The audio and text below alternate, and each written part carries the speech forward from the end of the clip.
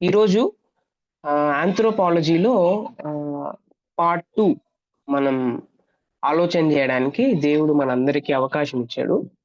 So, కాబట్టి కొద్దిసేపు మనం ఆహ్, ఈ మానవ శాస్త్రం గురించి కొద్దిగా నేర్చుకోవడానికి మనం ప్రయత్నం చేద్దాం. సో, స్క్రీన్ అందరికి కనబడుతుందా? Yes brother. So, right. ఈరోజు మనం మానవుని యొక్క నిర్మాణం గురించి నేర్చుకోబోతున్నాం. The constitution of man. మానవుడు ఎలా నిర్మించబడ్డాడు అనే విషయాన్ని కొద్దిగా మనం ఆలోచన చేయడానికి ప్రయత్నం చేద్దాం. సో, మానవుని నిర్మాణంలో ఎన్ని విభాగాలున్నాయి? ఈ ప్రశ్నకు బైబిల్ జవాబు చెప్తుంది. అయితే ఏం చెప్తా ఉంది అనేది మనమందరం ఆలోచన చేయాలి. సో, మానవుని యొక్క భౌతిక భాగం. సో, బైబిల్ ఒకవేళ దీనికి సమాధానం చెప్తే, మానవుని నిర్మాణంలో ఎన్ని విభాగాలున్నాయి అనేది ఒకవేళ బైబిల్ సమాధానం చెప్తే, సో, దాన్ని మనం డిఫరెంట్ లెసన్స్‌గా మనం ఆలోచన చేయొచ్చు. నెంబర్ 1 ఏంటి అనంటే, మానవుని యొక్క భౌతిక భాగం. భౌతికంగా ఉండే భాగం. సో, దాంట్లో ఏంటి? ఆ భౌతిక భాగంలో ఏమొస్తాయంటే దేహం వస్తుంది. సో, దేహాన్ని హెబ్రీ భాషలో బషార్ అని అంటారు. బాషార్. ఓకే. సో, గ్రీకు భాషలో సోమా అని అంటారు. సో, మత్తయి సువార్త 10వ అధ్యాయం 28వ వచనం మీరు చదివినా, యాకోబు పత్రిక 2వ అధ్యాయం, మొదటి కొరింథీ 15వ అధ్యాయం మీరు చదివినా, సోమా అనే ఈ పదాలు కనపడతా ఉంటాయి గ్రీకు భాషలో. హెబ్రీ భాషలో దీన్ని బాషార్ అని అంటారు. సో, ఈ 2 పదాలు దేహానికి వాడబడిన పదాలు బైబిల్‌లో. రెండోది భౌతిక భాగం ఏంటి అనంటే శరీరం, ఫ్లెష్ అనే పదం వాడబడింది. సో, దీన్ని హెబ్రీ భాషలో మనం ఆల్రెడీ చెప్పుకున్నాం బషార్ అని అంటారు. ఈ శరీరానికి గ్రీకు భాషలో సర్కాస్ అని అంటారు. ఓకే. సార్కాస్. చూడండి పైన దేహానికేమో సోమా అనే పదాన్ని వాడారు. శరీరానికేమో సార్కాసర్ అని అంటున్నారు. అంటే దేహానికేమో సోమా అనే పదాన్ని వాడితే, శరీరానికేమో గ్రీకు భాషలో వేరే పదం వాడబడింది. సో, ఈ పదాల యొక్క అందుకే ఇంటర్ప్రిటేషన్‌లో బైబిల్‌ని అధ్యయనం చేసే విధానంలో మనకు దేహము అనొచ్చినప్పుడు దీన్ని ఎలా అర్థం చేసుకోవాలి? శరీరం అనొచ్చినప్పుడు ఎలా అర్థం చేసుకోవాలనేది చాలా ఇంపార్టెంట్. రైట్? సో, ఇంకొకటి ఏంటనంటే మట్టి ఘటం అనే పదం వాడబడింది భౌతిక భాగానికి. అది 2 కొరింథీయులకు రాసిన పత్రిక 4వ అధ్యాయం 7వ వచనంలో పౌలు గారు ఈ పదాన్ని వాడతారు. మట్టి ఘటం అనే పదాన్ని భౌతిక భాగం గురించి మాట్లాడుతున్న విషయం అది. నాలుగోది ఏంటి అనంటే భూలోక గుడారము అని అంటారు. భూలోక గుడారము అని అంటే మనం ఏమనుకుంటామంటే గుడారం దాని కింద మనుషులు భూలోక గుడారం అనేది మానవుని యొక్క భౌతిక భాగం గురించి అలంకారికంగా వాడబడిన ఇంకొక పదం. అది 2వ కొరింథీ 5వ అధ్యాయం మొదటి వచనంలో చూడొచ్చు. ఐదవ పాయింట్ ఏంటి అనంటే మానవుని యొక్క భౌతిక భాగంలో బాహ్య పురుషుడు అనే పదం వాడబడింది. అంటే ఇది కూడా దేని గురించి మాట్లాడుతా ఉంది? భౌతికంగా కనబడే దీని గురించి మాట్లాడుతా ఉందన్నమాట. సో, దేహం, శరీరం, మట్టి ఘటం, భూలోక గుడారం, బాహ్య పురుషుడు, ఈ 5 పదాలు దేని గురించి వర్ణిస్తా ఉన్నాయి అనంటే మానవుని యొక్క భౌతిక భాగం గురించి వర్ణిస్తా ఉన్నాయి అనేది మనం అర్థం చేసుకోవాలి. అందుకే లేఖనాల్లో ఇలా మానవుని భౌతిక భాగానికి అనేకమైన పేర్లు ఉన్నను మనం ప్రధానంగా దేహము అనే అంశం క్రింద ఈ విషయాన్ని నేర్చుకోవచ్చు. సో, ఇవన్నీ దేహము అన్నా, శరీరము అనన్నా, మట్టి ఘటము అనన్నా, భూలోక గుడారము అన్నా, బాహ్య పురుషుడన్నా ఇవన్నీ ఏంటి అనంటే so, it is talking about పైన రూపాన్ని గురించి మాట్లాడుతున్న పదాలు అనేది మనం అర్థం చేసుకోవాలి. సో, ఇప్పుడు దేహం అంటే పైనున్న దేహం గురించి మాట్లాడుతున్న పదం కాబట్టి అసలు దేహం అంటే ఏంటి? దాని దాని దాని గురించిన కాన్సెప్ట్ ఏంటి అనేది మనం నేర్చుకోవడానికి ప్రయత్నం చేద్దాం. సో, దేహం గురించి మనం నేర్చుకునేటప్పుడు మానవుడు మనందరికి తెలుసు ఆదికాండం 2 అధ్యాయం 7 వచనం ప్రకారం మానవుడు నేల మంటితో దేవుని చేత సృష్టింపబడ్డాడు అనేది ఆదికాండం 2 అధ్యాయం 7 వచనంలో మనకు కనబడుతుంది. సో, హెబ్రీ భాషలో ప్రధానంగా 2 పదాలు దీనిని వర్ణిస్తాయి. బాగా గుర్తుపెట్టుకోవాలి. నేల మంటితో దేవుని చేత సృష్టింపబడ్డాడు కదా మానవుడు. ఇదే హెబ్రీ భాషలో 2 పదాలు వాడబడ్డాయి దీనికి.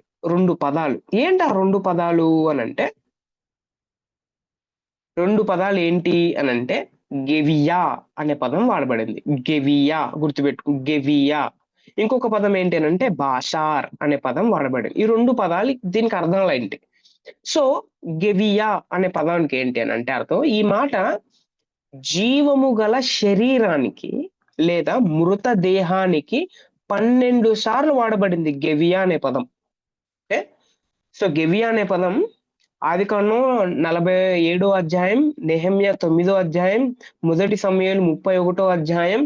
సో, ఇవన్నీ మీరు చూస్తే 12 టైమ్స్ జీవం బ్రతికున్న శరీరానికి లేకపోతే మృతదేహానికి, శవానికి సో, గెవియా అనే పదం వాడబడింది. ఇది గుర్తుపెట్టుకోవాలి. రెండో పదం ఇంకోటుంది. అదేంటి అనంటే బాసార్ అనే పదం వాడారు అని మనం నేర్చుకున్నాం కదా! సో, దీనికి అర్థం ఏంటంటే శరీరము అని తరచుగా తర్జుమా చేయబడి ఈ బాసార్ అనే మాట 266 సార్లు వాడబడింది. సో, బాసార్ అనే మాట 266 టైమ్స్ వాడబడితే 266 టైమ్స్ వాడబడితే గెవియా అనే పదం 12 టైమ్స్ వాడబడింది. సో, గెవియా అని అన్నప్పుడు జీవం కలిగిన శరీరం లేకపోతే మృతదేహానికి వాడబడింది. బాసార్ అని అంటే శరీరం అని చెప్పాలంటే బాసార్ అని చెప్తారన్నమాట హెబ్రీ భాషలో. సో, ఈ బాసార్ అంటే ఏంటి? సో, దానికి వాడబడిన ఏ సందర్భాల్లో వాడబడింది అనంటే 2 సమూయేలు 5 అధ్యాయం మీరు చదివితే అక్కడ రక్త సంబంధికి అని చెప్పాలంటే బాసార్ అని వాడారు. బాసార్. ఆదికాండం 6 అధ్యాయం, యోబు గ్రంథం 34 అధ్యాయం మీరు చూస్తే సామూహికంగా ఇది మానవులంటే శరీరం కలిగిన వాళ్ళకి వాడబడింది బాసార్ ఈ పదం. 9 అధ్యాయం చూస్తే ఆదికాండం జీవము గల ప్రతి జీవి అని చెప్పేటప్పుడు బాసార్ అనే పదం వాడబడింది. రైట్. 2 అధ్యాయం ఆదికాండం 17 అధ్యాయం అలాగే యోబు 19 అధ్యాయం మీరు చూస్తే దేహము యొక్క భౌతిక పదార్థానికి ఈ దేహము యొక్క భౌతికంగా చేయబడిన పదార్థానికి బాసార్ అనే పదాన్ని వాడారు.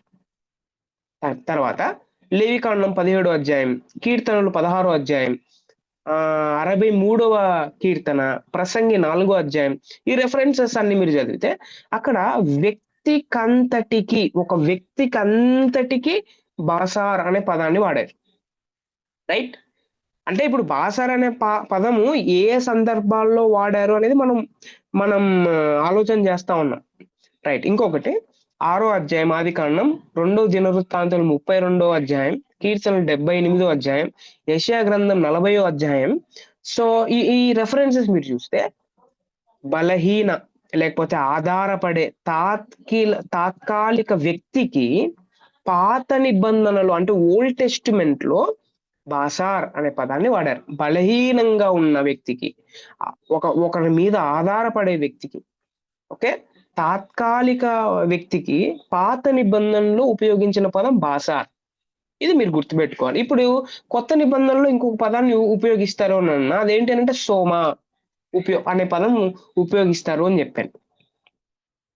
సోమా.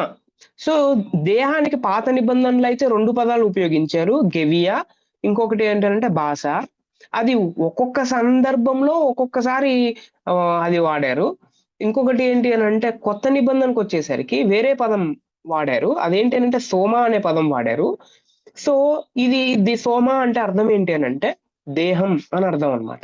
సో, దీనిని భౌతిక దేహానికి, తర్వాత ఒక వ్యక్తి గురించి మాట్లాడేటప్పుడు అప్పుడు, తర్వాత పతన, తర్వాత శరీర స్వభావానికి 3 విధాలుగా వాడారనమాట ఈ సోమ అనే పదం. ఒకటి భౌతికంగా ఉన్న శరీరానికి, దేహానికి వాడారు. రెండోది ఒక వ్యక్తి గురించి మాట్లాడేటప్పుడు వ్యక్తికంతటికి ఆపాదించి సోమ అనే పదాన్ని వాడారు. ఇంకొకటి తర్వాత శరీరం యొక్క స్వభావం గురించి మాట్లాడాలంటే అప్పుడు కూడా సోమ అనే పదాన్ని వాడారనమాట. సో, దానికి సంబంధించిన రెఫరెన్సెస్ నేనిచ్చాను. మీరు నోట్స్ మీరు చూడొచ్చు. మార్కు సువార్త, రోమా, తర్వాత గలతీ, యాకోబు, ఎఫెసీ, ఫిలిప్పి ఈ ఈ ఈ రెఫరెన్సెస్ అన్ని చదివితే సోమ అనే పదం ఎక్కడెక్కడ వాడారు, ఏ సందర్భాల్లో వాడారు అనేది మనకు అర్థమవుతుంది.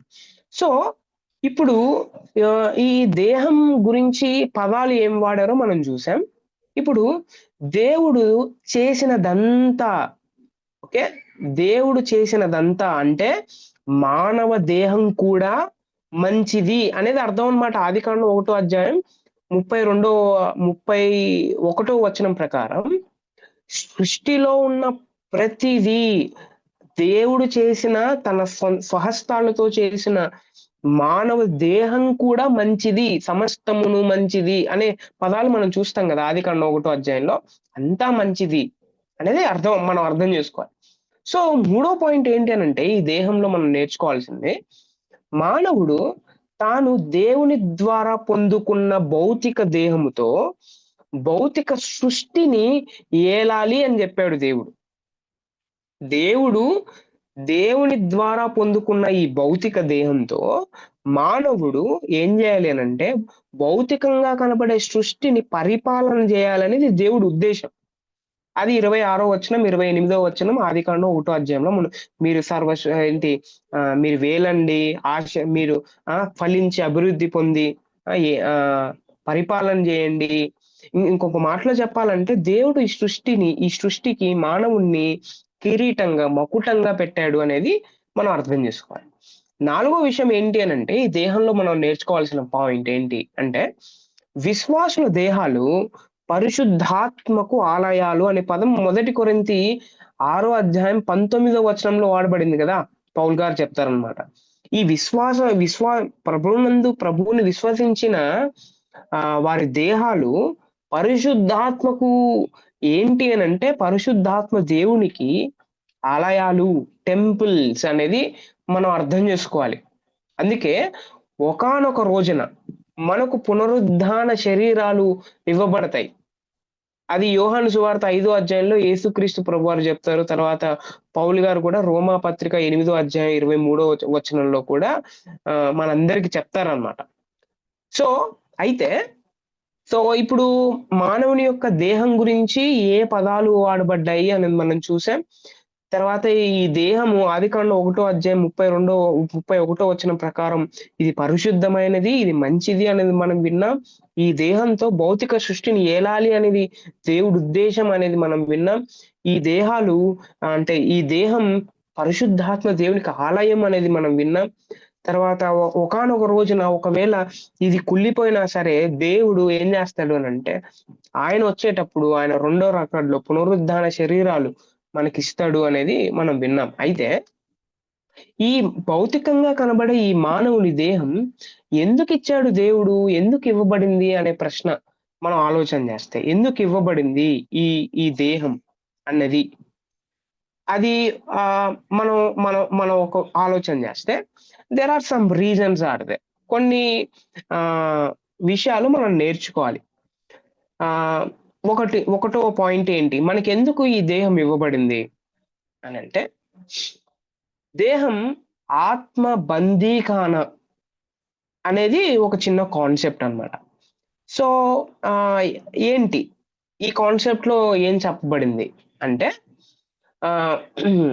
ఇది గ్రీకు తాత్వికుడైన సోక్రటీస్ నమ్మకం. సోక్రటీస్ ఒక ఆయన ఫిలాసఫర్ ఉన్నాడు. ఆయన ఏం చెప్పాడు అని అంటే ఆయనకి ఒక నమ్మకం ఉందన్నమాట. అదేంటి అని అంటే పదార్థము చెడ్డది, ఆత్మ మాత్రమే మంచిదని గ్రీకులు నమ్ముతారు.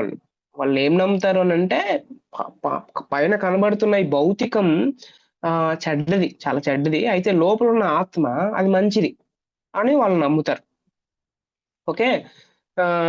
ఇంకోటేంటంటే సోక్రటీసే కాదు, ప్లేటో కూడా ఇదే నమ్మాడు. కావున వారు దేహాన్ని కించపరుస్తారనమాట వాళ్ళు. వాళ్ళ దేహానికి అంత ఇంపార్టెంట్‌గా వాళ్ళు పరిగణించరు. దేహానికి అసలు వాల్యూ గూడా ఇవ్వరాళ్ళు. ఓకే. అయితే బైబిల్ ఏం చెప్తా ఉంది అనంటే, పరమగీతముల గ్రంథంలో మీరు ఒకవేళ పరమగీతములు చదివితే శరీరానికి చాలా చాలా వాల్యూ ఇచ్చారు. పరమగీతములులో శరీరానికి భౌతికంగా దేవుడు చేసిన ఈ భౌతికానికి, శరీరానికి వెరీ గుడ్ వాల్యూ ఇచ్చారు. తర్వాత వైవాహిక ప్రేమ, లైంగిక సంబంధాలలో ఉండే సంతోషాన్ని బైబిల్ పొగిడింది. రైట్. అలాగే మానవుడు శరీరాత్మల కలయిక అని చెప్పింది బైబిల్. ఏ శరీరాత్మల కలయిక. ఈ మానవుడు కనబడుతున్న ఈ మానవుడు ఎవరోనంటే పైనున్న శరీరం, లోపల ఉన్న ఆత్మ, ఈ రెండు కలయిక అని బైబిల్ చెప్తా ఉంది. సో అందుకే బైబిల్ బైబిల్ అన్నది మానవునికి వాల్యూ ఇస్తుంది. ఈ బైబిల్‌లో ఉన్న దేవుడు ఎలాంటి వాడు అనంటే మనకు వాల్యూ ఇచ్చేవాడు. మనల్ని పరిగణించేవాళ్ళు. ఎవరు మనల్ని పట్టించుకోకపోయినా, లేకపోతే ప్రేమించకపోయినా, లేకపోతే వాల్యూ ఇవ్వకపోయినా కొన్నిసార్లు మనం చాలా ఫీల్ అవుతుంటాం. అయితే బైబిల్‌లో ఉన్న ఈ బైబిల్ దేవుడు ఎలాంటి వాడంటే ఆయన మనకు వాల్యూ ఇస్తాడు. మనకు ప్రిఫరెన్స్ ఇస్తాడు. రైట్. సో ఈ శరీరం అన్నది, అందుకే ఈ శరీరాన్ని కాపాడుకోవడం చాలా ఇంపార్టెంట్. ఈ శరీరానికి ఎలా పడితే అలాగా అలా ఉండడానికి కాదిది. రైట్. సో తినుము, సుఖించుము, ఎంజాయ్ చేయి, లేకపోతే ఎంటర్‌టైన్‌మెంట్ చేసుకో. No, no, no, no. Not for that. అందుకు కాదు అనే విషయం మనం అర్థం చేసుకోవాలి. రెండో పాయింట్.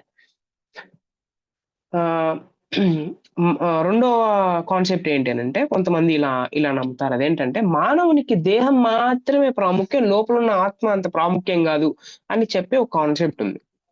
మానవునికి పైన కనబడుతున్న దేహం మాత్రమే ముఖ్యం, లోపల ఉన్న ఆత్మ ముఖ్యం కాదు. గ్రీకులు ఏం చెప్తారు? లోపల ఆత్మ ముఖ్యం, దేహం ముఖ్యం కాదు అని వాళ్ళు చెప్తా ఉంటే, వీళ్ళేం చెప్తున్నారు? ఈ బోధ ఏంటి అనంటే, ఈ బోధ మానవుని అభౌతికత విషయాన్ని విస్మరిస్తుంది. అంత వాల్యూ కూడా ఇవ్వదు. వారు ఆత్మను నమ్మరు. అసలు ఆత్మే లేదని అంటారు వాళ్ళు. ఉండేదంతా శరీరమే గనుక ఒక వ్యక్తి తనకిష్టపడినంతా చేసి సంతోషించాలి అని వీళ్ళంటారు. దీనిని సుఖ ప్రియత్వము, హీడోనిజం అని అంటారనమాట. హీడోనిజం అని అంటే ఏంటి అంటే, కనబడిందంతా ఇదంతా ఎంజాయ్ చేయాలా, ఈ దేహాన్ని సంతోషపెట్టాలా, దాన్నే హీడోనిజం అని అంటారు. ఓకే. సో అయితే మళ్ళీ బైబిల్ ఏం చెప్తోంది? ఎంజాయ్ చేయమని చెప్తుందా? కనబడినంత, ఇష్టపడినంత చేసి సంతోషించాలని చెప్తుందా బైబిల్? మత్తయి సువార్త 10వ అధ్యాయం 16వ అధ్యాయంలో యేసుక్రీస్తు ప్రభువారు ఆత్మకు విలువ ఇచ్చాడు. యేసుక్రీస్తు ఆత్మ విలువను గూర్చి స్పష్టంగా చెప్పాడన్నమాట. ఆత్మ విలువలను గురించి చాలా స్పష్టంగా చెప్పాడు. ఆత్మ ఎంత ప్రాముఖ్యమో ఆయన 10వ అధ్యాయంలో, 16వ అధ్యాయంలో మత్తయి సువార్తలో చెప్పాడు. తర్వాత 2 కొరింథీ ప్రసంగి గ్రంథంలో మీరు చూస్తే 5వ అధ్యాయం, 12వ అధ్యాయం, ఆత్మ ఉంది, ఆత్మ ఉనికిలో ఉంది, మానవుల్లో శరీరం లోపల ఆత్మ ఉంది అనేది 2 కొరింథీ ప్రసంగి గ్రంథం చదివితే మనందరికి అర్థమవుతుంది. ప్రసంగి 12వ అధ్యాయం 7వ వచనం మనందరికి తెలుసు. ఏంటి? ఎవరైనా చెప్పగలరా? 12వ అధ్యాయం 7వ వచనం.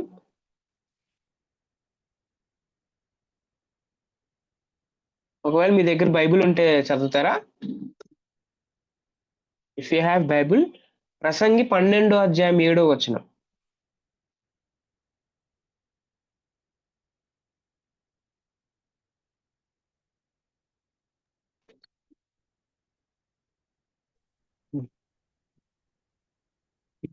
మన్నైనది Yeah. వెనుకటి వలనే మరలా భూమికి చేరును, ఆత్మ దాని దయచేసిన దేవుని యొద్దకు మరలా పోవును. ఆత్మ ఆ తాను చేసిన దేవుని యొద్దకు చేరును. So what this reference is telling the ins ఏంటి అని అంటే, ఆత్మ ఉంది, మనిషి లోపల ఆత్మ నివసిస్తా ఉంది. ఈ శరీరం కుళ్ళిపోతుంది చనిపోయినప్పుడు. తర్వాత లోపల ఉన్న ఆత్మ దేవుడు దయచేసిన ఆ చోటుకి వెళ్ళిపోయిద్ది అనేది బైబిల్ బోధ. మూడో పాయింట్ ఏంటంటే, సో దేహము ఆత్మ యొక్క భాగస్వామి. ఇది ఇది వాక్యానుసారమైనది. ఈ దేహం ఏమో ఒకటేమో దేహానికి ప్రిఫరెన్స్ ఇచ్చి ఆత్మను మర్చిపోయేవాళ్ళు, రెండోదేమో ఆత్మను మర్చిపోయి దేహానికి ప్రిఫరెన్స్ ఇచ్చేవాళ్ళు. సో ఈ రెండు తప్పనమాట. మూడోది ఏంటి అని అంటే కరెక్ట్ బోధ, ఇది వాక్యానుసారమైన బోధ. అదేంటి, దేహము ఆత్మ ఇవి ఏంటి అని అంటే కలయిక అనేది మనం అర్థం చేసుకోవాలి. సో దీంట్లో 5 విషయాలు ఉన్నాయి. అదేంటి అని అంటే, దేహం పరిశుద్ధాత్మకు ఆలయం మరియు యేసుక్రీస్తు రక్తముతో కొనబడింది గనుక మనం మన దేహములతో ఏం చేయాలి అని అంటే దేవుణ్ణి మహింపరచాలి.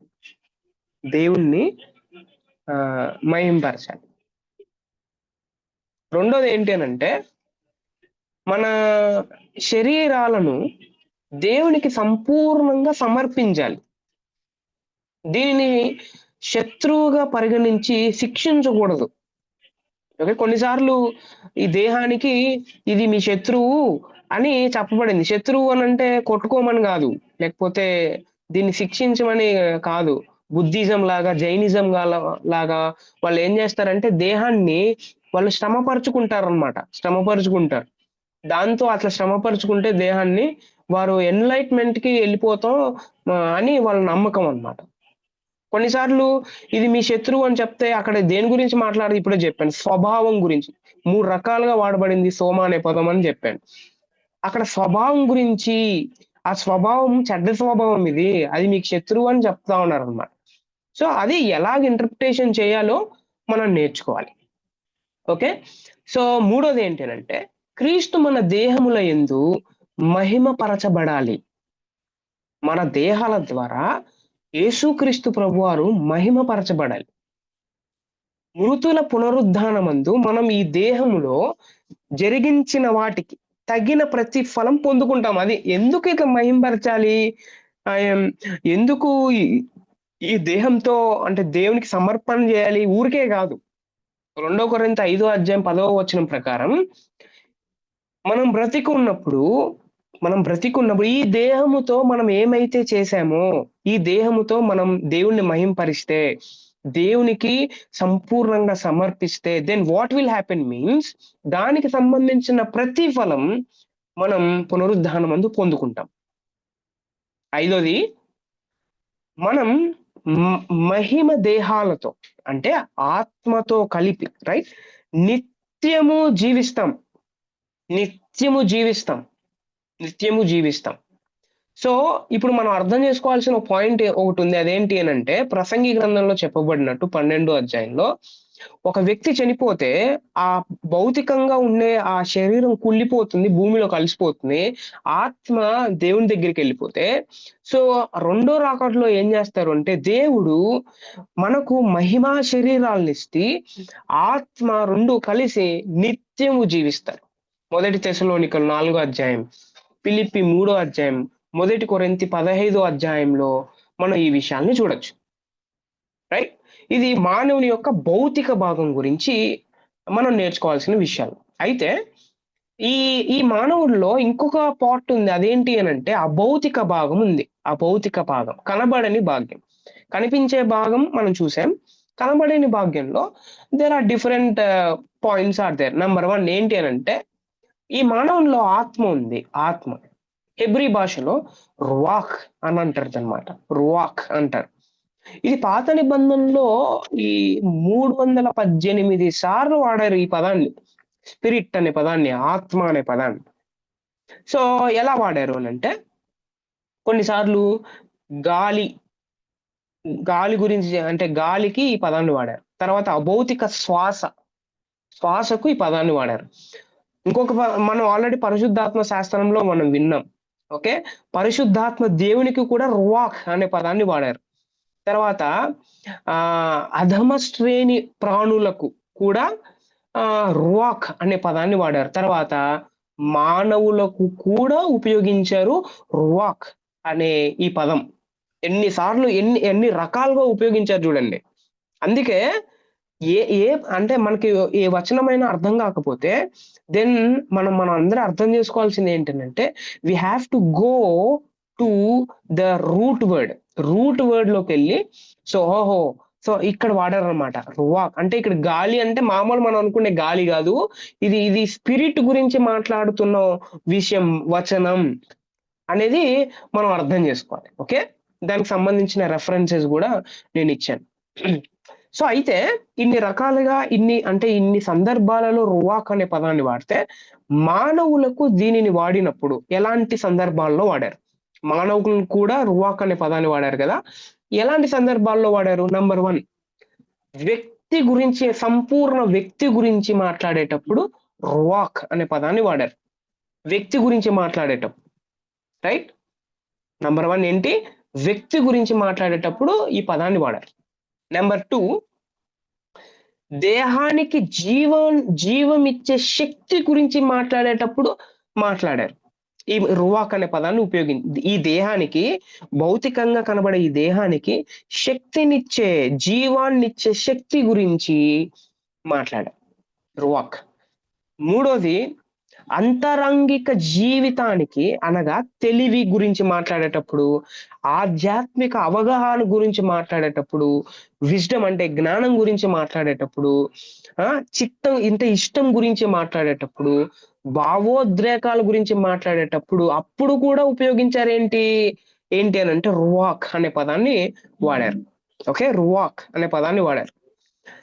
4వది ఏంటి అంటే దేవుని ఎడల ఆత్మ యథార్థతకు, దేవుని మీద మనం చూపించే యథార్థత, హృదయంలో నుంచి పుట్టుకొని వచ్చే ఆత్మ యథార్థతకు ఈ రువాక్ అనే పదాన్ని వాడారు. చూడండి ఎన్ని సందర్భాలలో వాడారు. అంటే ఇప్పుడు మనం ఆలోచన చేయాల్సింది ఒకటి ఉంది. అదేంటి అని అంటే, ఇప్పుడు ఒకవేళ నేను ఏదైనా ఇష్టపడుతున్నాను అని అంటే ఎవరు ఇష్టపడుతున్నారు? లోపల ఉన్న ఆత్మ, దేహం 2 కలయికతో జరుగుతుందన్నమాట ఇది, రైట్? ఇది మనం అర్థం చేసుకోవాలి. ఇది ఓల్డ్ టెస్టిమెంట్ లో హెబ్రీ భాషలో వాడబడిన మాట రువాక్ అనే మాట. గ్రీకు భాషలో న్యూమా అనే పదాన్ని వాడారు. న్యూమా. అందుకని న్యూమటాలజీలో మన పరిశుద్ధాత్మ దేవుని శాస్త్రంలో అక్కడ కూడా న్యూమా అనే పదాన్ని వాడారు అనేది మనం విన్నాం, రైట్? గ్రీక్ భాషలో న్యూమా అనే పదాన్ని వాడారు ఆ భౌతిక భాగాన్ని. నెంబర్ 1, ఏ సందర్భాల్లో వాడారు? దేహానికి ప్రాణాన్ని ఇచ్చే శక్తికి, పైన జీవాన్ని ఇచ్చే శక్తి, ప్రాణాన్ని ఇచ్చే శక్తి, రెండో ఒకటి పర్యాయ పదాలు అనమాట. 2వది, దేవునితో సహవాసం చేయగల వ్యక్తి గురించి మాట్లాడేటప్పుడు న్యూమా అనే పదాన్ని వాడారు. ఓకే, అందుకే మనందరికి తెలుసు యోహాను సువార్తలో మనందరికి తెలుసు ఒక విషయం, దేవుడు ఆత్మ గనుక ఆయన ఆరాధన చేసే వాళ్ళు ఎలా ఆరాధన చేయాలి? ఆత్మతోను. ఆత్మ అంటే ఎక్కడి నుంచి రావాలి? ఆత్మ ఎక్కడ ఉంటుంది? లోపల ఉంటుంది. లోపల నుంచి రావాలన్నమాట ఆరాధన అనే విషయాన్ని యేసుక్రీస్తు ప్రభువారు చెప్తా ఉన్నారు, రైట్? 3వ సందర్భం ఏంటంటే, సాధారణంగా ఈ న్యూమా అనే పదం పరిశుద్ధాత్మ దేవుడి గురించి మాట్లాడేటప్పుడు న్యూమా అనే పదాన్ని వాడారు. ప్రత్యేకంగా మానవులకు సంబంధించినంత వరకు ఆత్మ అనే మాట దేవునితో మానవులు సంబంధం కలిగి ఉండే సామర్థ్యానికి తరచుగా వాడారు. ఓకే, ఆత్మ అనే పదం ఎందుకు వాడారు అని అంటే, దేవునితో మానవులు ఫెలోషిప్ అండ్ రిలేషన్షిప్ కలిగి ఉండే సామర్థ్యం ఏమైతే ఉందో అప్పుడు ఈ న్యూమా అనే పదాన్ని వాడారు. అందుకే we have to connect our spirit with the God, that is called worship. అదే ఆరాధన అని అంటే. నా దేహంతో నేను మంచిగా పాట పాడుతున్నా, సూపర్, అయితే నా నా నా లోపల ఉన్న ఆత్మ దేవుడితో కనెక్ట్ కాలేదు. Okay, then that is not worship, అది ఆరాధన కాదు. అది ఎమోషనల్ తో కూడిన భావోద్రేకమైన విషయంగా పరిగణిస్తారు కానీ ఆరాధన అనేది ఆ బైబిల్ చెప్పదు అనే విషయాన్ని మనం అర్థం చేసుకోవాలి. సో ఆరాధనకు చాలా ప్రాముఖ్యమైన ఆ విషయం ఉంది. బైబిల్ బోధ ఆ చాలా ఇన్ డెప్త్ గా ఉంటుంది అన్నమాట. మూడవ విషయం ఏంటి అనంటే అభౌతికంగా ఉన్న భాగం మానవుల్లో ఏంటంటే ప్రాణం. ఫస్ట్ దేహం అని చెప్పాం, రెండోది ఆత్మ అని చెప్పాం, మూడోది ప్రాణం సోల్ అని చెప్పాం. Spirit and soul. హెబ్రీ భాషలో నెఫెష్ నెఫెష్ అనే పదాన్ని ఉపయోగించారు ఈ ప్రాణానికి. ఇది పాత నిబంధనలో 750 సార్లు వాడబడింది. ఓకే, ఎప్పుడెప్పుడు వాడబడింది అనంటే ఒక వ్యక్తి గురించి సంపూర్ణంగా మాట్లాడేటప్పుడు, తర్వాత మానవుని అభౌతిక భాగం గురించి మాట్లాడేటప్పుడు, శరీరానికి శక్తినిచ్చే జీవ సూత్రం లైఫ్ ప్రిన్సిపల్ గురించి మాట్లాడేటప్పుడు, మానవి తెలివి భావోద్రేకాలు మరియు చిత్తం గురించి మాట్లాడేటప్పుడు ఈ నెఫెష్ అనే పదం వాడబడింది. ఇంకొక మాటలో చెప్పాలంటే ఒక సంపూర్ణమైన వ్యక్తి గురించి మాట్లాడేటప్పుడు సోల్ ప్రాణం అనే పదం ఉపయోగించినట్టుగా ఆదికాండం, నిర్గమాకాండం, లేవీకాండం, విలాప వాక్యముల్లో మనం చూడొచ్చు. అందుకే గ్రీక్ భాషలో ఇంకా అది హెబ్రీ భాషలో నెఫెష్ అనే పదం వాడితే గ్రీక్ భాషలో సూఖే అనే పదం వాడారు. ఇది కొత్త నిబంధనలో 110 సార్లు వాడారు. దీనిని ప్రాణం లేకపోతే జీవం లేకపోతే నేను ఓకే అనే పదాలతో తర్జుమా చేయొచ్చు వ్యక్తిత్వం గురించి మాట్లాడేటప్పుడు. సో ఏ సందర్భాల్లో వాడారో ఆల్రెడీ మనం చెప్పుకున్నాం. భావోద్రేకాలకు, తెలివికి, అంతరంగ జీవానికి, వ్యక్తిగత గుర్తింపునకు, వ్యక్తికి, నైతికత మరియు ఆధ్యాత్మిక జీవితానికి ఈ సేమ్ కొన్ని రిలేషన్ ఉండొచ్చు. సేమ్ పదం నెఫెష్, సుఖే అనే పదం వాడబడినట్టు మనం చూస్తాం. అందుకే మరణంలో ప్రాణము దేహాన్ని వదిలి దేవుని సన్నిధికి చేరుతుంది అని లూకా సువార్తలో ప్రకటన గ్రంథంలో మనం చెప్పాం. అంటే ఇప్పుడు మీకు ఒక డౌట్ రావాలి, ప్రాణము అనన్నా ఆత్మ అనన్నా ఒకటేనా?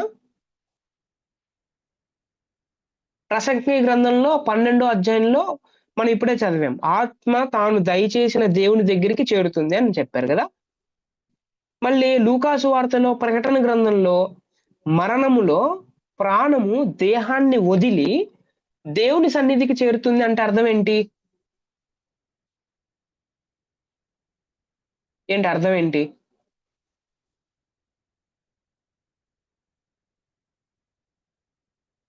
అర్థం ఏంటి? ఇప్పుడే చెప్పుకున్నాం.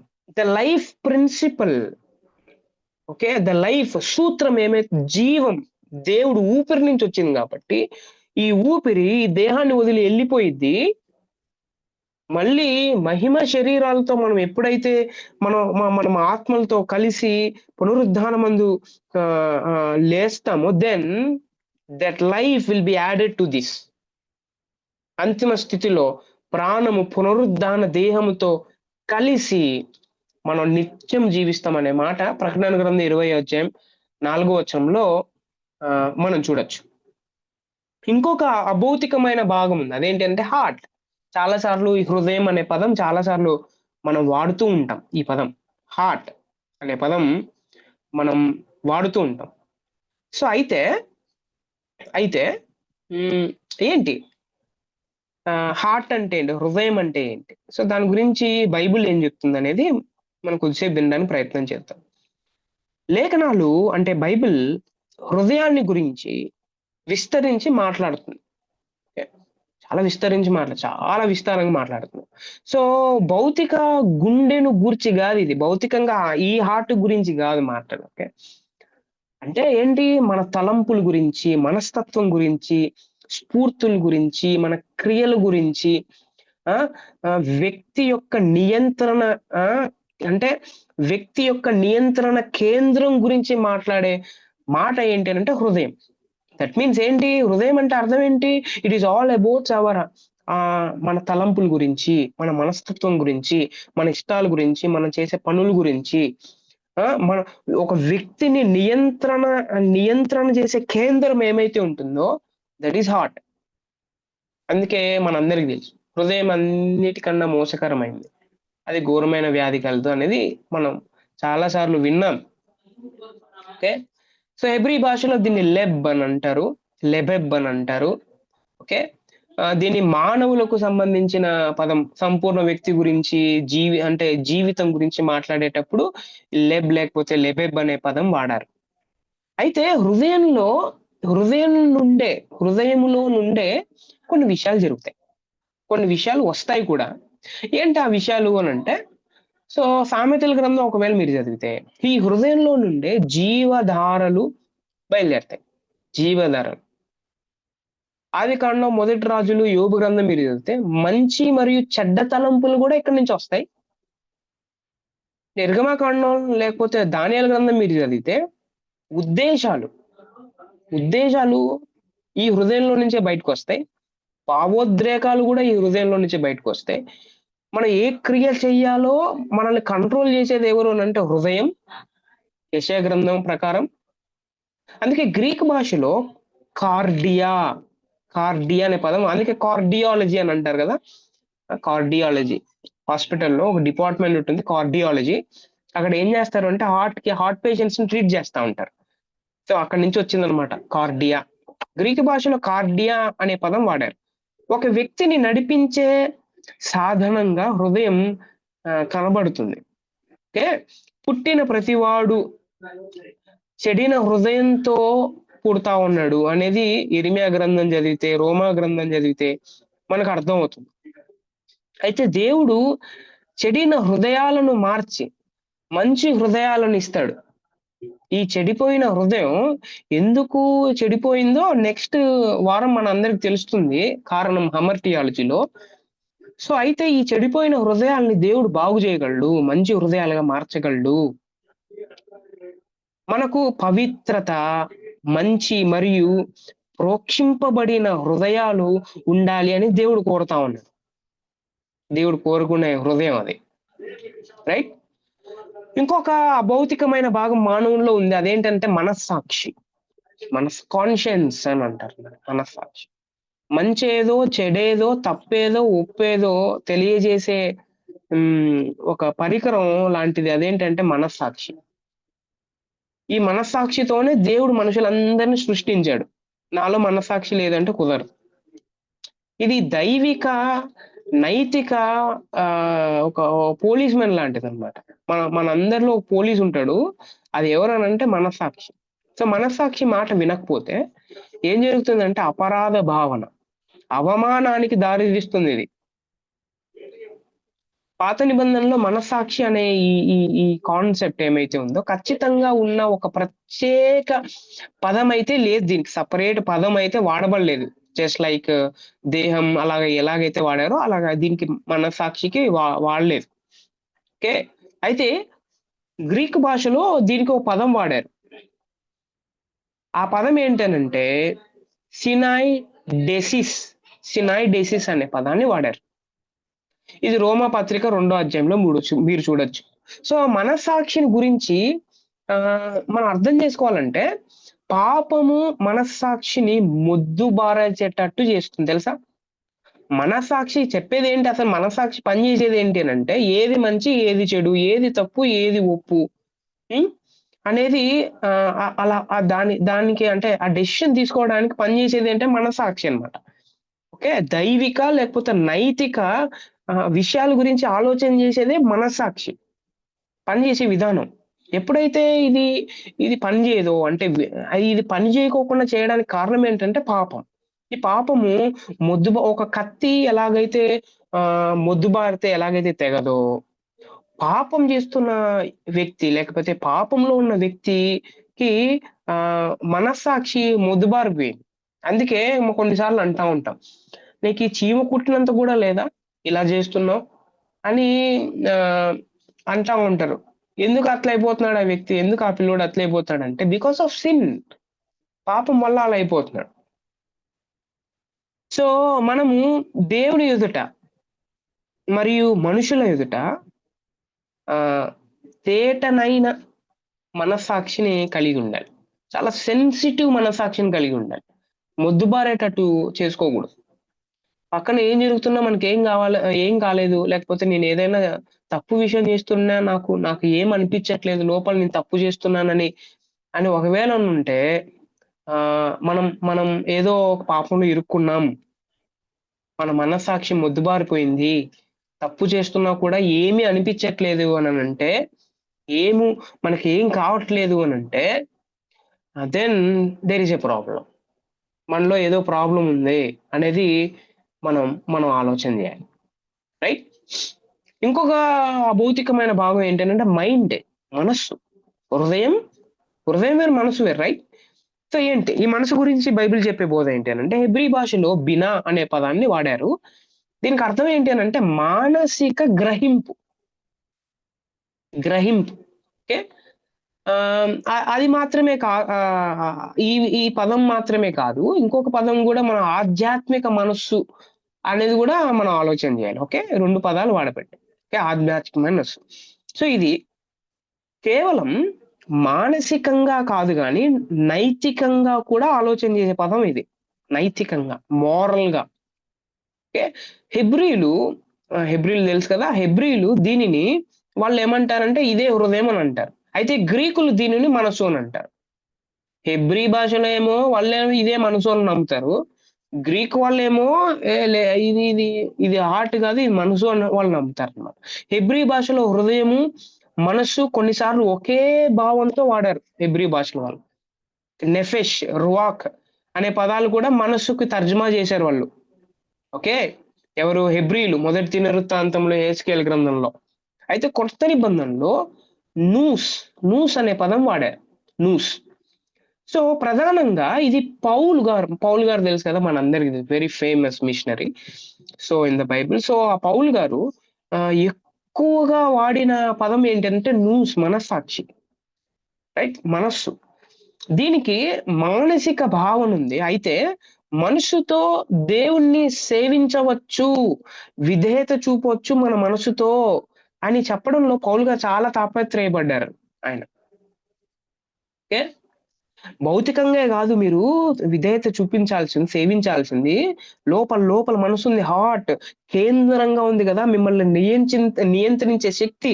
అక్కడి నుంచి రావాలి విధేయత, అక్కడి నుంచి రావాలి సేవ, అక్కడి నుంచి రావాలి ఆరాధన అనేది పౌలు గారు చాలా స్ట్రెస్ చేసి చెప్తారనమాట ఆయన పత్రికలు. ఇలా మానవుని అభౌతిక భాగంలో అనేక విషయాలు ఉన్నాయి. ఓకే, కేవలం ఆత్మ మాత్రమే కాదు, మనం విన్నాం మనస్సు, మైండ్, మనస్సు, మైండ్, హార్ట్, ఇట్లాంటి విషయాలు కూడా చాలా ఉన్నాయని మనం విన్నాం. సో దీని గురించి చూడండి ఒకసారి. దేహము, శరీరము, ప్రాణము, ఆత్మ, హృదయము, మనస్సు, మనస్సాక్షి అనేది ఒక టేబుల్లో ఇచ్చాను. గ్రీకులో ఏమంటారు, హెబ్రీలో ఏమంటారు. ఎప్పుడు అంటే థియాలజీలో దేహం ప్రాముఖ్యత ఏంటంటే భౌతిక రూపం గురించి, శరీరం అంటే బలహీనత, పాపం మరియు తిరుగుబాటు కొరకైన సామర్థ్యత. ఓకే, తర్వాత ప్రాణం గురించి ఇది ఇది ఇది ప్రిన్సిపల్ ఆఫ్ లైఫ్, జీవ స్థానం గురించి.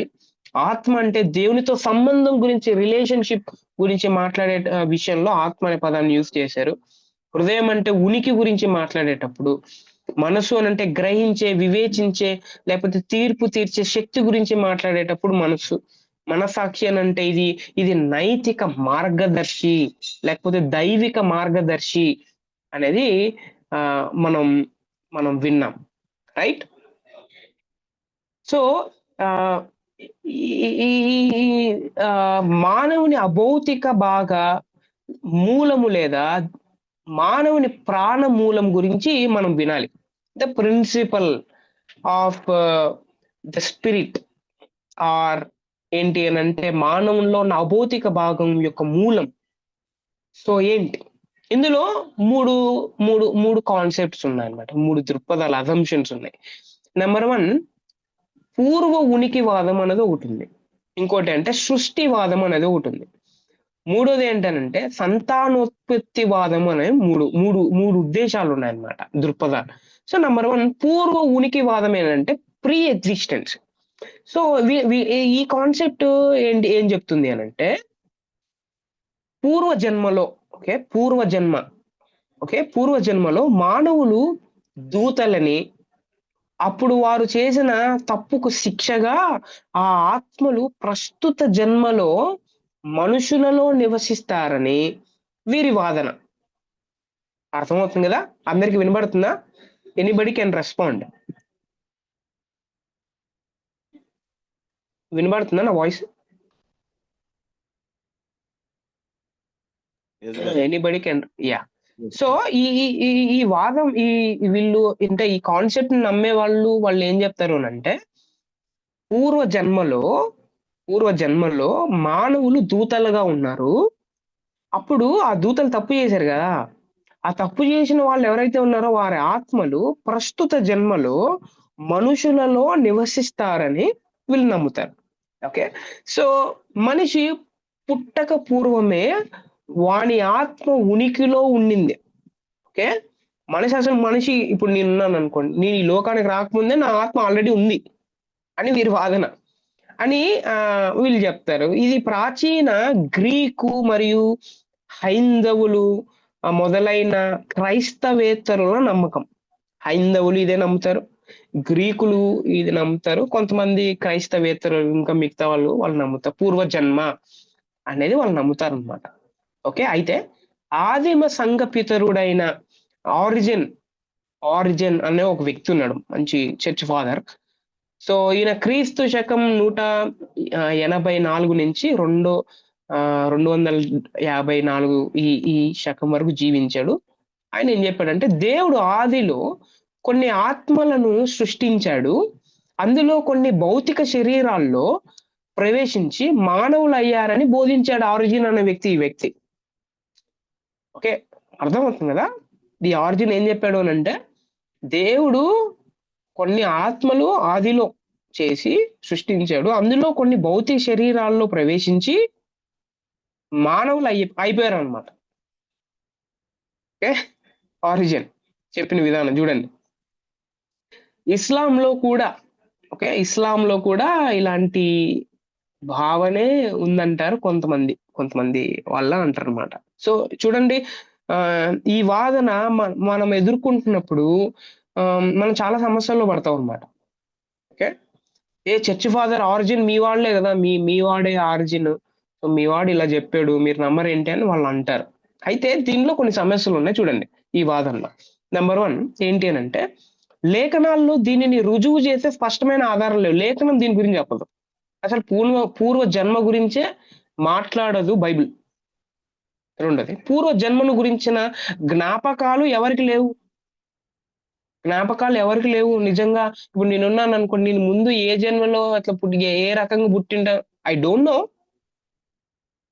ఎవరికి స్పష్టంగా జ్ఞాపకాలు లేవు. మూడోది, పాప సిద్ధాంతానికి ఆదికాండం 3వ అధ్యాయంలోని ఆదాం పాపముతో సంబంధం ఉంది కానీ దేవదూతల అంటే పాపముతో కాదు అనేది మనం అర్థం చేసుకోవాలి.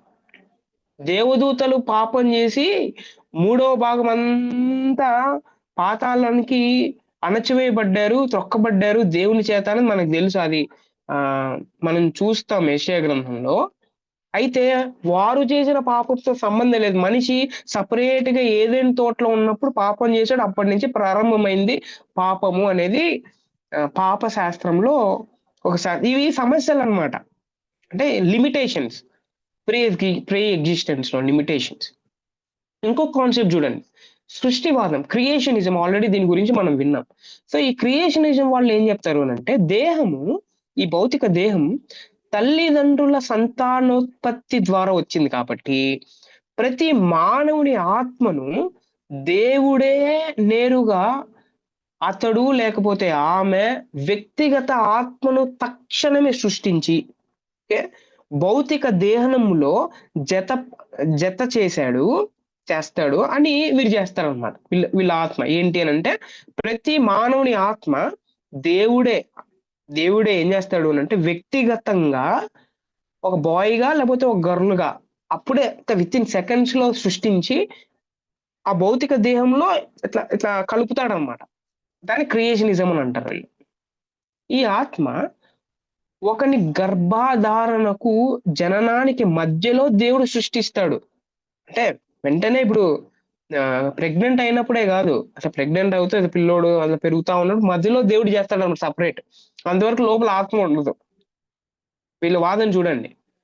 సో దీనిని రోమా అంటే రోమా క్యాథలిక్స్ ఉన్నారు కదా, సో రోమా క్యాథలిక్లు మరియు కొందరు రెఫర్డ్ అంటే క్రైస్తవులు, రీఫార్మ్డ్ క్రైస్తవులు, ఓకే, వాళ్ళు నమ్ముతారు దీన్ని.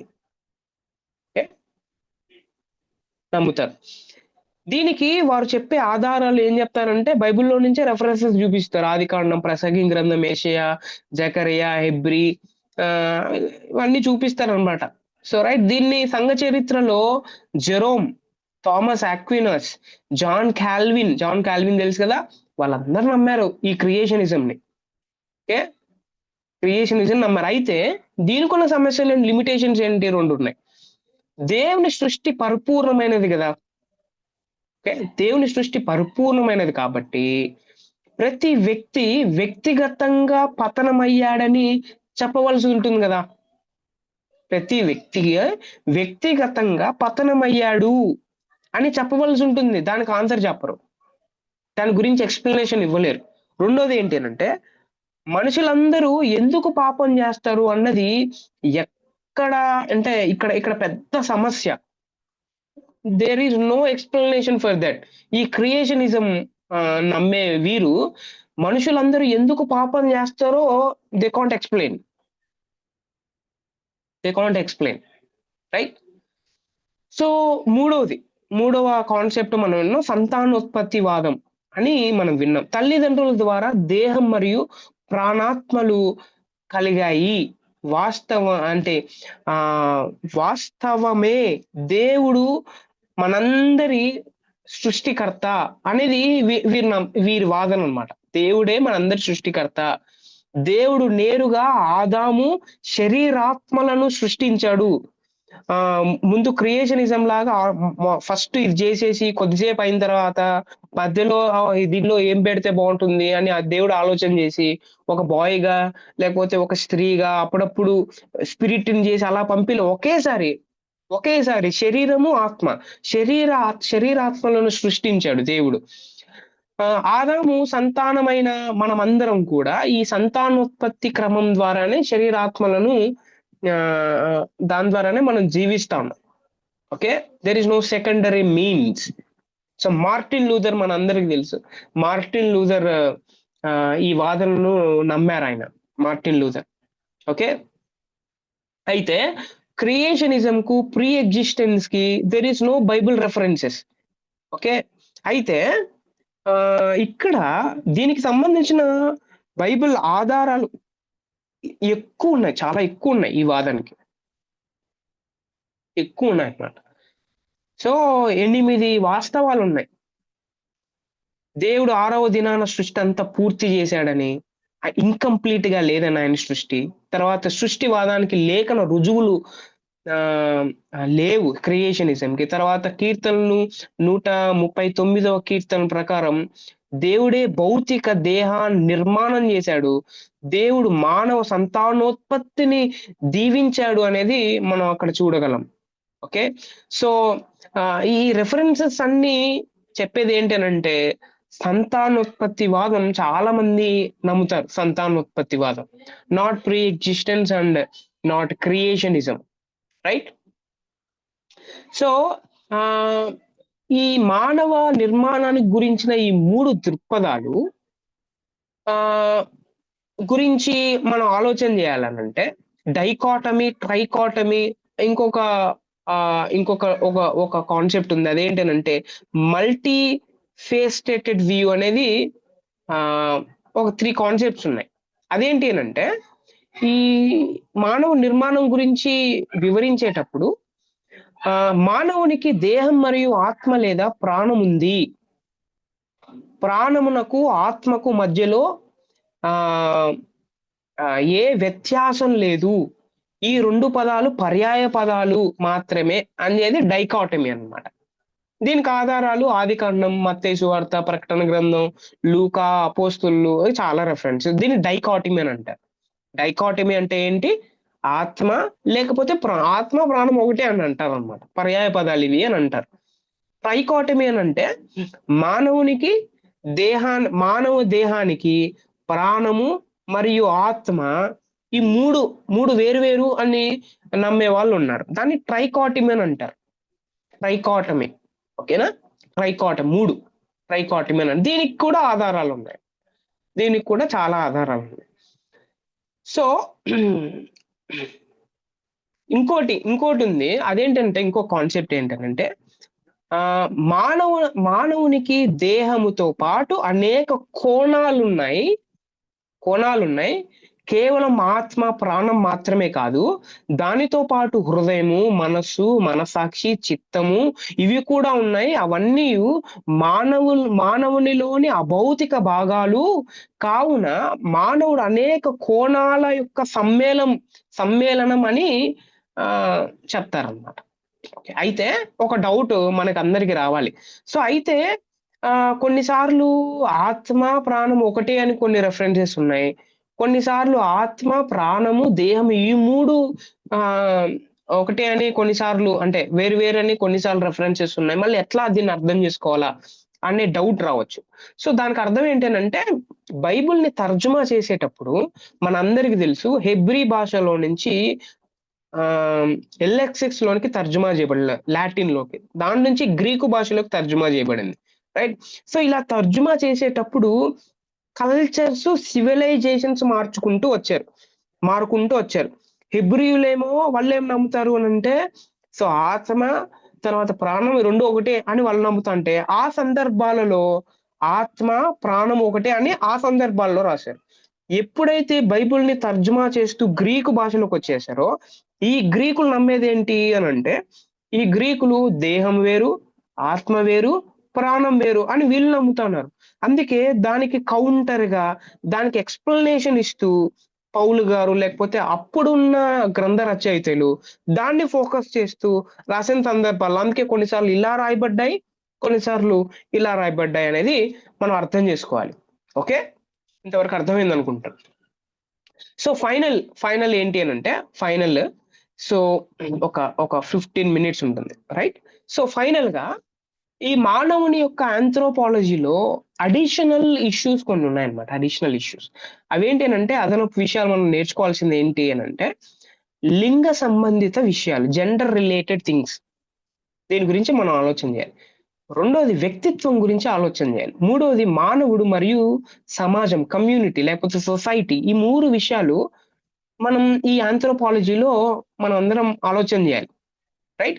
లింగ సంబంధిత విషయాలు, దాని గురించి మనం అర్థం చేసుకోవాలనంటే, మన దేశంలో లింగ వివక్ష విపరీత స్థాయికి చేరింది. ఓకే, మగపిల్లలు ముద్దు, ఆడపిల్లలు అసలే వద్దు అనే నీచ స్థితికి సమాజం, సొసైటీ చేరుకున్నది. ఓకే, మగపిల్లలు అంటే లాభము, డబ్బులు తెస్తారు, అంటే కట్నం, పెళ్ళి అయితే కట్నం తెస్తారుగా. సో అలాగే ఆడపిల్లలు నష్టం తెస్తారు, వాళ్ళ అన్ని ఖర్చు పెట్టాలి వాళ్ళకి అనే విపరీత భావనతో మనుషులందరూ ఉన్నారనమాట. ఈవెన్ ఎడ్యుకేటెడ్ కూడా. దానికి ఒక ప్రత్యేకమైన కారణం ఏంటి అని అంటే, ఇప్పుడే చెప్పిన విధంగా వరకట్నం అనేది ప్రత్యేకమైన కారణం. అయితే వరకట్నం ఏంటి? వరకట్నం అనేది సాంఘిక దురాచారం, తెలుసా? ఓకే, దురాచారం అది, సోషల్ ఈవిల్ అది. వరకట్నం అనే ఈ దెయ్యం లేకపోతే ఒక భూతం ఎంత మందిని చంపేసిందో. దీని గురించి బైబిల్ మళ్ళీ ఏం చెప్తా ఉంది? బైబిల్ చెప్పేది మన అందరికీ వినాలి కదా, రైట్? సో బైబిల్ అనేది కేవలం ఆరాధన కోసమే కాదు, బైబిల్ అనేది కేవలం రక్షింపబడడం కోసమే కాదు. బైబిల్ అన్నది సోషల్ ఇష్యూస్ గురించి మాట్లాడుతుంది. బైబిల్ లింగ సంబంధించిన విషయాల గురించి మాట్లాడుతుంది. చాలా విషయాల గురించి బైబిల్ మాట్లాడుతుంది. కానీ బైబిల్ని మనం ఏం చేస్తాము అంటే, కేవలం దీనికోసమే బైబిల్, విశ్వాసం కోసమే బైబిల్, దానికోసాన్ని మనమే ఆలోచన చేసేసుకొని దానికి మాత్రమే వాడతాం ఆ బైబిల్ని. కానీ బైబిల్ అందుకు కాదు. దానికోసం ఒకటే కాదు, సోషల్ ఇష్యూస్ గురించి కూడా మాట్లాడుతుంది బైబిల్. నెంబర్ 1, దేవుడు స్త్రీని పురుషుణ్ణి ఇద్దరిని చేశాడు. స్త్రీని చేసింది దేవుడే, పురుషుని చేసింది దేవుడే. దానికి రెఫరెన్సెస్ మన అందరికి తెలుసు. అయితే దేవుడు మొదటి ఆదాముని చేశాడు, తర్వాత స్త్రీని చేశాడు. ఆదాము కొరకు సాటి అయిన సహాయం ఆదాములో నుండే హవ్వను సృష్టించాడు కదా, మన అందరికి తెలుసు. సో దేవుడు ఆదాముని పురుషుని గాను, హవ్వను స్త్రీని గాను సృష్టించాడు. వారు ఏంటంటే వారి ప్రత్యేక క్రమాన్ని దాటకూడదు. అలా వారు తమ ధర్మాలను విస్మరిస్తే, స్త్రీ ధర్మాన్ని లేకపోతే పురుషుని ధర్మాన్ని విస్మరిస్తే దైవ ఉగ్రతకు పాత్రులయ్యే వాళ్ళు తెలుసా. దైవ ఉగ్రతకు అంటే దేవుడి కోపానికి వాళ్ళు బలవుతారు. రోమా 1:24-27 వచనాల వరకు మనం చదివితే పౌల్ గారు చాలా స్పష్టంగా చెప్తాడు, దాన్ని విస్మరించకూడదు. సో వివాహములో లింగ పాత్ర ఏంటి, ఈ జెండర్ పాత్ర ఏంటి అని అంటే, ఆదాముకు సాటి అయిన సహాయంగా హవ్వను నిర్మించాడు దేవుడు. మానవుడు అలాంటి బంధం కోరుకోవడం తప్పేమి కాదు. ఓకే, నాకు సాటి అయిన సహాయం కావాలి అని కోరుకోవడం తప్పేం కాదు. ఆదాము ఇంకొక ఆదామును పెళ్లి చేసుకోవడం లేదు తెలుసా. ఆదాము ఇంకొక ఆదాముని పెళ్లి చేసుకోలే, అది వాక్య విరుద్ధం. అంటే అర్థం ఏంటి, పురుషుడు ఇంకొక పురుషుడిని పెళ్లి చేసుకోలేదు, ఇది విరుద్ధం. ఒక పురుషుడు ఒక స్త్రీ, ఒక పురుషుడు వివాహం ఆడాలి, అది బైబిల్ చెప్పేది. అది దేవుని పద్ధతి. This is the God's way. వివాహం అసలు చేసింది ఎవరు అని అంటే, వివాహం దేవుడు స్థాపించిన దయగల మంచి వ్యవస్థ. ఇది వ్యవస్థ. దానికి సంబంధించిన రెఫరెన్సెస్ 1 పీటర్, సామెతలు, మత్తయి సువార్త, 1 కొరింథీ, ఎఫెసీయులకు రాసిన పత్రికలో ఇది దేవుడు స్థాపించిన వ్యవస్థ. ఇది మనుషులు స్థాపించింది కాదు ఇది అనేది మనం అర్థం చేసుకోవాలి. సో ఈ దేవుడు స్థాపించిన ఈ వ్యవస్థను మనం దుర్వినియోగం చేస్తే ఇండైరెక్ట్లీ మనం ఏం చేస్తున్నామనంటే దేవుని వ్యవస్థనే మార్చేస్తున్నాము అనేది మనం అర్థం చేసుకోవాలి. వివాహం సమాజములో బహిరంగంగాను అధికారంగాను జరగాలి. ఓకే, వివాహం అన్నది ఎట్లా జరగాలంటే బహిరంగంగా, తర్వాత అధికారికంగా జరగాలి. అధికారికంగా ఇద్దరు వ్యక్తులు కలిసి చాలా కాలం సహజీవనం చేసినంత మాత్రాన అది వివాహము అనబడదు. ఎగ్జాంపుల్, యోహాను సువార్త 4:18 వచనంలో ఏముంది? యోహాను సువార్త 4:18 వచనంలో ఇలాగా చెప్పబడింది. ఏంటి అనంటే, నీకు 5 పెనిమిటి ఉన్నారు, పెనిమిటులు, ఇప్పుడు ఉన్నవాడు నీ పెనిమిటి కాదు అని యేసుక్రీస్తు ప్రభువారు ఒక స్త్రీతో మాట్లాడతారు బావి దగ్గర, మనందరికి తెలుసు. సో యు ఆర్ లివింగ్ ఆ రోజుల్లోనే లివింగ్ రిలేషన్షిప్స్ కదా. సో ఇప్పుడున్నవాడు కూడా నీవాడు కాదు. సో అది కాదు వివాహ వ్యవస్థ అంటే. ఓకే, అయితే ఈ రోజుల్లో వివాహ వ్యవస్థ అనేది ఎట్లా అయిపోయిందో మనందరికి తెలుసు, రైట్? ఎలా పడితే అలా చేసేస్తున్నారు. సో అయితే ఈ జెండర్ అండ్ సంతానోత్పత్తి, ఓకే, సో ఈ సంతానోత్పత్తి గురించి ఆలోచన చేయాలంటే ఇది సంతానోత్పత్తి అనేది దేవుని యొక్క ప్రణాళిక. భార్యాభర్తలు పిల్లలను కని పెంచాలి అనేది దేవుని ప్రణాళిక. ఆదాముకు చెప్పినట్లే నోవాహు తెలుసు కదా, నోవాహు కూడా దేవుడు ఏం చెప్పాడు అని అంటే సంతానోత్పత్తి గురించి కమాండ్ చేశాడు. This is the commandment. నేటి దినాన ఈ రోజుల్లో చాలా మంది పిల్లలను కనడానికి వాళ్ళకి ఇష్టం ఉండట్లే కదా, వాళ్ళకి ఇష్టం ఉండట్లే అనమాట. అంటే ఇష్టం ఉండట్లేదంటే అర్థం ఏంటి అని అంటే, దేవుని ప్రణాళిక నాకు వద్దు, నువ్వేంది నాకు చెప్పేది, నా ఇష్టం, అని వీరు ఆలోచన చేసేసుకొని వాళ్ళు వాక్య విరుద్ధంగా ఆలోచన చేస్తారు అనేది మనం అర్థం చేసుకోవాలి. వాక్య విరుద్ధంగా, right? So it is not about time గురించి కాదు. అసలు పిల్లలే వద్దు నాకు అని అనుకోవడం తప్పు అనేది బైబిల్ బోధ. సో అయితే స్వలింగ సంపర్కం అనేది ఒక కాన్సెప్ట్ ఉంది. స్వలింగ సంపర్కం ఏంటి? దేవుని పద్ధతి చాలా స్పష్టం. స్వలింగ సంపర్కం వాక్యానుసారం కాదు. అట్టి పనిని ఇట్లాంటి పనులు ఎవరైతే చేస్తారో దేవుని రాజ్య వారసులు కారు వాళ్ళు. 1 కొరింథీ 6వ అధ్యాయం 9వ వచనం నుంచి 10వ వచనం వరకు చదివితే ఆ విషయానికి వస్తే, వివాహం వెలుపల లైంగిక క్రియలు ఎవరైతే చేస్తారో అవి నిషేధించబడ్డాయి. ఎగ్జాంపుల్ జారత్వం, వ్యభిచారం, జంతు శయనం. ఆ రోజుల్లో నిర్గమకాండం, లేవీకాండం, ద్వితీయోపదేశ కాండంలోనే వాళ్ళు ఏం చేశారు అని అంటే జంతువులతో వాళ్ళు శయనం చేసేవాళ్ళు అన్నమాట, జంతువులతో.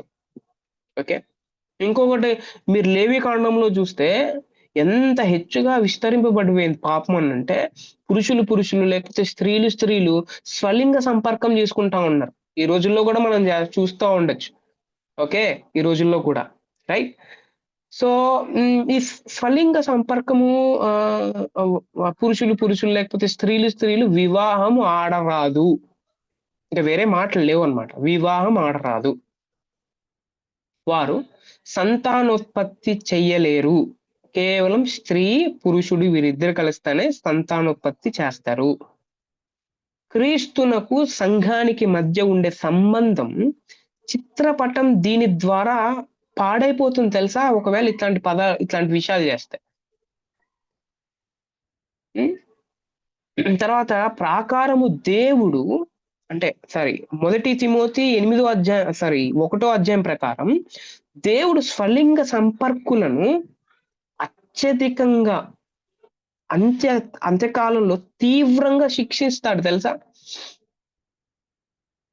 1 తిమోతి 1వ అధ్యాయం 8 నుంచి మీరు చదివితే అక్కడ ఏముంది అనంటే ఇలా ఉంది. ప్రభువైన యేసు తన ప్రభావం కనపరుచు దూతలతో కూడా పరలోకం నుండి అగ్ని జ్వాలలలో ప్రత్యక్షమై దేవుని ఎరుగని వారికిని మన ప్రభువైన యేసు సువార్తకు లోబడిని వారికిని ప్రతిదండన చేయునప్పుడు మిమ్మును శ్రమపరచు వారికి శ్రమ పొందుచున్న మీతో కూడా విశ్రాంతి అనుగ్రహించుటకు దేవునికి న్యాయమే. ఆ దినమున తన పరిశుద్ధుల యందు మహిమపరచబడుటకును విశ్వసించిన వారందరి యందు ప్రశంసింపబడుటకును ప్రభువు వచ్చినప్పుడు అట్టివారు ఆయన సముఖము నుండి ఆయన ప్రభావమందలి మహిమ నుండి పారద్రోలబడి నిత్య నాశనమునకు దండన పొందురు. ఏలైనగా మేము మీకిచ్చిన సాక్ష్యము మీరు నమ్మితిరి.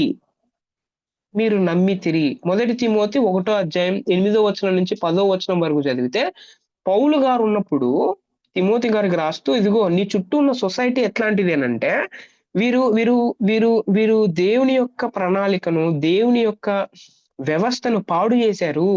కాబట్టి వీళ్ళు ఏమనుకుంటున్నారు అనంటే, నువ్వు ఏమైతే చెప్తున్నావో, మనం ఏమైతే చెప్తున్నావో దానికి విరుద్ధంగా వీరు మాట్లాడుతున్నారు. కాబట్టి వీళ్ళందరూ దేవుని రెండో రాకడలో చాలా తీవ్రంగా శిక్షింపబడతారు అనేది పౌలు గారు చెప్తున్నట్టు మన అందరికీ అవుతుంది. అదే విషయం ఆదికాండం 19వ అధ్యాయంలో, లేవీకాండం 18వ అధ్యాయంలో, 20వ అధ్యాయంలో, రోమా 1వ అధ్యాయంలో చెప్పబడింది. ఇది మనం అర్థం చేసుకోవాలి, రైట్? సో ఫైనల్ గా వ్యక్తిత్వం గురించి కూడా బైబిల్ మాట్లాడుతుంది. వ్యక్తిత్వానికి ఎక్కువ ప్రిఫరెన్స్ ఇస్తుంది బైబిల్. వ్యక్తిత్వం చాలా చాలా ఇంపార్టెంట్, రైట్? సో ఇంకొకటి ఏంటి అంటే దానికి సంబంధించిన నోట్స్ నేను మీకు ఇచ్చాను. అది మీరు చదువుకున్నట్టయితే అర్థమవుతుంది ఎలాగ ప్రిఫరెన్స్ ఇచ్చాడు, ఎలాగ వాల్యూ ఇచ్చాడు వ్యక్తిత్వానికి అన్నది. తర్వాత మానవుడు తర్వాత సొసైటీ గురించి మనం ఆలోచన చేయాలంటే, సో వీరిద్దరికి రిలేషన్షిప్ ఉంది. మానవుడు సొసైటీలో ఇష్టానుసారంగా బ్రతకూడదు. దేవుని ప్రణాళిక చొప్పున బ్రతకాలి, కొన్ని విలువలు ఉన్నాయి, మోరల్ వాల్యూస్ ఉన్నాయి, దైవికమైన విలువలు ఉన్నాయి, దానిని బట్టే మానవుడు నడుచుకోవాలి అన్నది బైబిల్ మనందరికీ చెప్పే విషయం. చివర్లో దేవుడు మానవుడు అనే విషయానికి వస్తే, ఓకే, దేవుడు మానవుడు అనే విషయానికి వస్తే, దేవుడు మానవ జాతి కంటే సాటి లేని సర్వోన్నతుడు అనే విషయం మన అందరికి అర్థమవుతుంది. మానవుడు పరిమితి కలిగిన వాడు, దేవుడు అపరిమితమైన వాడు అన్ని విషయాల్లో అనేది మనం అర్థం చేసుకోవాలి. మానవుడు ఎప్పటికైనా దేవుడి మీదే ఆధారపడాలి అనే విషయం మనం అర్థం చేసుకోవాలి. తర్వాత ఇంకో విషయం అర్థం చేసుకోవాలి, దేవుడు మానవ జాతిని ఈ మానవునికి విలువనిస్తూ ప్రేమిస్తాడు అనే విషయం మనం అర్థం చేసుకోవాలి. అందుకే బైబిల్లో ఆయన కరుణిస్తాడు, కాపాడుతాడు, ఆశీర్వదిస్తాడు, రక్షిస్తాడు, విలువని, ఇట్లాంటి పదాలు ఎందుకు రాయబడ్డాయి అంటే గాడ్ ఈజ్ లవింగ్ అస్, దేవుడు మనల్ని ప్రేమిస్తున్నాడు కాబట్టి ఇలాంటి విషయాలు, ఇలాంటి వచనాలు రాయబడ్డాయి అనేది మనం అర్థం చేసుకోవాలి. దేవుడు సార్వభౌముడై మానవ జాతిని చూస్తున్నాడు, ఆయన గమనిస్తున్నాడు అనేది మనం అర్థం చేసుకోవాలి. ఆయన గమనిస్తున్నాడు, మనం చేసే ప్రతి విషయం ఆయన గమనిస్తున్నాడు. అందుకే కీర్తనలు మీరు 139 ఆకాశంకి ఎక్కిన అక్కడ ఉన్నావు, పాతాళానికి అక్కడ ఉన్నావు, సముద్ర లోతులకి అక్కడ ఉన్నావు, నేను ఎక్కడికి పారిపోదునని దావీదు గారు పాడతాడు కదా. సో ఆయన మనల్ని చూస్తున్నాడు, ఆయన చూస్తున్నాడు. దేవుడు మానవ జాతిని వారి దుర్మార్గతను బట్టి తీర్పు తీరుస్తాడు అనేది మనం అర్థం చేసుకోవాలి. చివరిగా మానవ జాతి అంతా దేవుని యందు భయభక్తులు పూనుకొని ఆయనను మాత్రమే ఆరాధన చేయాలనేది దేవుని యొక్క కోరిక, దేవుని యొక్క ప్రణాళిక, దేవుని యొక్క వ్యవస్థ అలాగే ఉంటుంది. ఆయన్ను మాత్రమే ఆరాధన చేయాలనేది దేవుని యొక్క ఉద్దేశం.